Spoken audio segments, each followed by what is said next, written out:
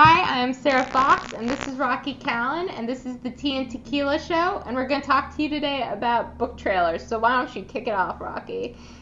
Hey everybody, so I am a book cover fan and a book trailer fan. So I will go out and search for these. And what happens is that I will either get like giddy and my toes are curling and I'm so excited, or I'm like, dude, you just effed up the book. So I wanted to talk about this because I think a lot of people go into doing book trailers or even pay to have them done by people who really don't get how to do it or who just aren't very good. So I wanted to give you some tips about what a good book trailer is and feels like, and then also some ideas about how to make yours awesome. So, should we first explain what book trailers are? Oh, yeah, sorry. So I'll take this one. So they're like movie trailers, but for your book. Trailers. So this is what a book trailer is. A book trailer it's a video generally between 10 to 90 seconds long. Mm-hmm. That's essentially like a movie trailer, but for your book. It's awesome. And book trailers, yeah.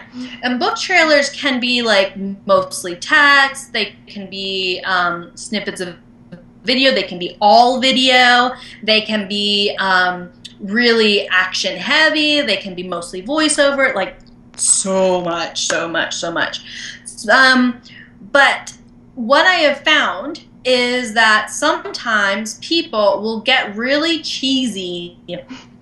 Like even if there's some book trailers that are only text with voiceover that are phenomenal. But then there's some that are really cheesy, and it's because they use cheesy fonts. It's because they use weird, like, 90s, like, blip out type, like, fade-ins. Like, it dissolves and dissolves out, like, you wanted to keep it classy. No matter what you're writing, you wanted to try to keep the fonts really aligned with your book's branding. So the book cover, the feel, the colors, things like that. And then also I have found with voiceovers, unless you have a very dynamic voice, find someone to do the voiceover for you that's aligned with your main characters or whoever you want to sort of narrate that piece. I have seen authors narrate, but they just don't have the vocal skill to really show off the excitement or the fear or the grief of their main character. It's sort of just like this deadpan monotone voice, and you don't want to do that because a voiceover can be really powerful even if it's just text. And then with videography, I have been quoted for book trailers from $1,000 to $100,000. So the range is there.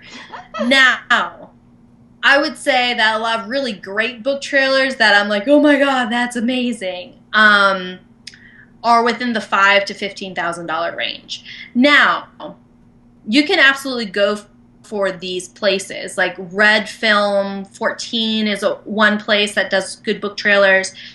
Five Nights Production is a phenomenal place. They don't necessarily focus on book trailers, but the cinematography is phenomenal. There are Cassandra Clare has some of hers done also by a production house. So you're looking for production companies. But another idea, if you have a really solid like storyboard idea for your book trailer, and remember you want to keep it short, no longer than 90 seconds or so, then you can find a really skilled cinematographer to execute it. So you show them, you outline everything that they're going to do, and then you can go to film schools and look at kids' portfolios, student portfolios, and find someone that's really aligned with like the edge or the vibe you're going for. What you don't want to do is take your camera phone and shoot a video with your friends in the backyard unless you're going for like homemade footage feel, right? The Blair Witch Project. I know, exactly. If that's what you're going for, rock it. If not, know not to do it. So I just wanted to give you like the word vomit version of like what to do and what to look for with book trailers, because they can be really awesome. They can be such an amazing marketing tool, or they can totally distract from the book itself and make it feel unprofessional. Just like the book cover. A really good book cover will sell books. A really bad book cover will send people running in the other direction. So whenever you invest, make sure you invest in quality. You check out portfolios, and you really feel like whatever you're investing in is aligned with your whole vision.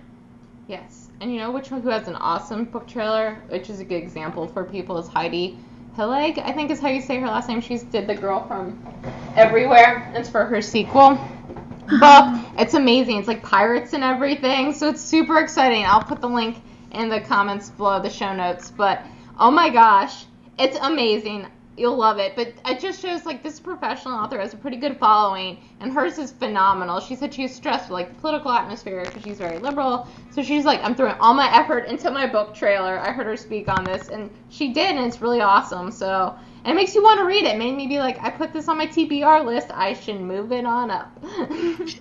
Absolutely. And I will be telling Sarah a few other ones to put in the show notes too, because there have been certain book trailers that have gotten me to buy books. And there's one example, Tanya Hurley, I believe her name was, and she did the Blessed trilogy, I think, and she did amazing live action book trailer for her first book, and I loved it. And so I reached out and found out that she actually was the one that directed and produced it. Whoa. So you have talent, like film talent or directing talent or talent with a video camera, then maybe use it to experiment and explore what you can create in these little bite-sized pieces for your book, because done well, they will really give your book the platform it deserves. Yes. So everyone start researching your book trailer, start dreaming about it, and we will catch you next week on the Tea and Tequila Show.